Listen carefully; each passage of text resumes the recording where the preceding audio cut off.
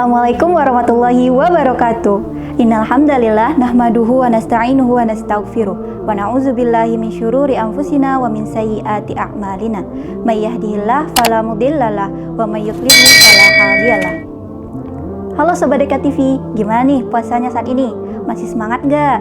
Di sini aku mau ngasih tahu nih kalau pahala puasa itu unik loh. Unik gimana sih?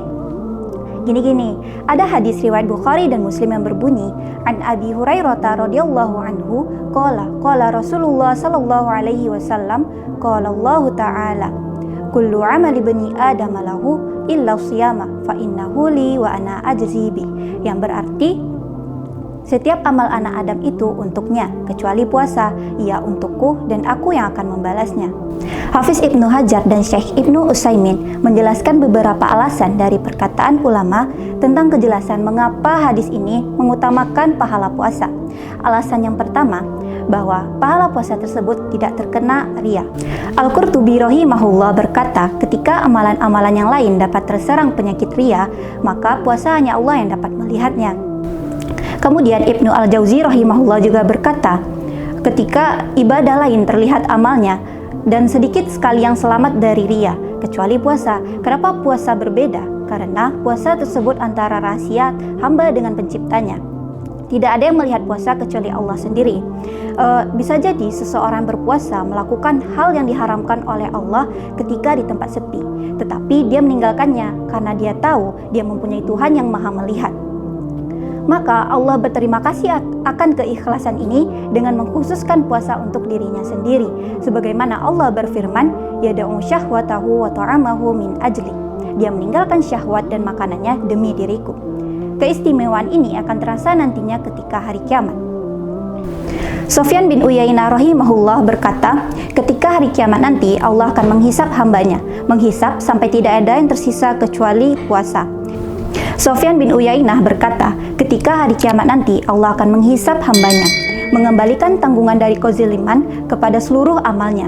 Allah akan menghisap hambanya sampai tidak ada yang tersisa kecuali puasa. Maka Allah sendiri akan menanggung sisa kezaliman tersebut dan memasukkan hamba tersebut ke dalam surga karena puasanya. Makna kalimat wa ana ajzi bih, dan aku yang akan membalasnya, maksudnya di sini adalah balasan tersebut akan disandarkan kepada Allah. Ketika amalan-amalan soleh akan Allah lipat gandakan pahalanya dengan kadar bilangan.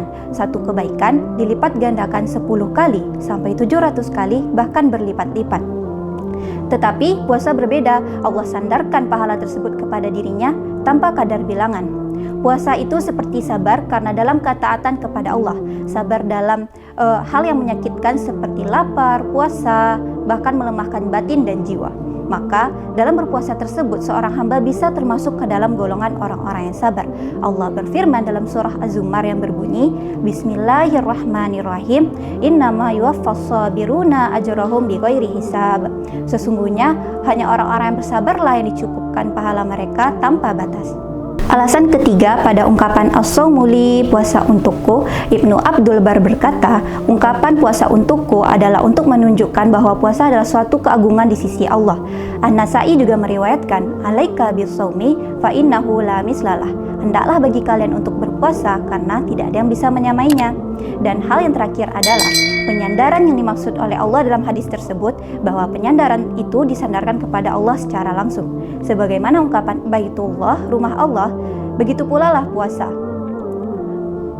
Az-Zain bin Munayyir berkata, ungkapan seperti keumuman dalam teks seperti ini tidak dapat dipahami melainkan untuk pengaguman dan kemuliaan.